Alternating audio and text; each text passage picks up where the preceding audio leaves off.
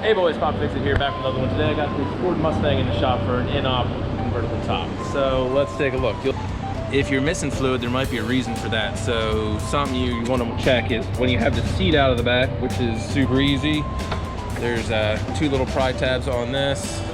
There's a pry tab that went here and here, and that will just pull these covers. The covers will just lift off. You can unbolt the seat belt down the bottom. I think that's a Torx 40, and that piece will come right out. Then there's these little speaker johns that there's just 3 little T20, I believe, screws to come out. And that will, after you get the whole back seat out, which just pulls out, there's a couple little tabs, and you have access to all this. It's pretty easy to get to.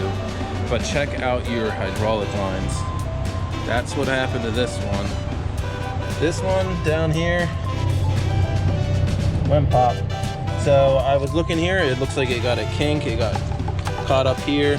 It was also pretty obvious this stuff is just nasty with automatic transmission fluid.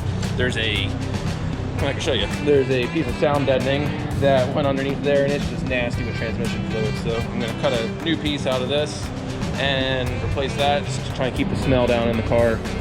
But yeah, so before you just go dumping fluid in the thing and you have it all, it's not that much farther apart, like 6 more screws to actually get in and check this. So I did replace this one here in the back. I could tell this one was newer. I didn't replace both of them because honestly the one that was already replaced kind of feels a little more skookum than the one I got. So I'm just gonna include the extra one back with the client when I give it to him.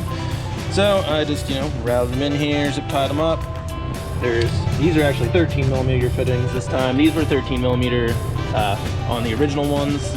Well, presuming the clear one is the original one. I think this black one is aftermarket. The new ones also have 13mm fittings on them, so it's just a matter of kind of just pushing it up back behind there, just looping it down, and it's just a nice, easy 13mm screw it on connection.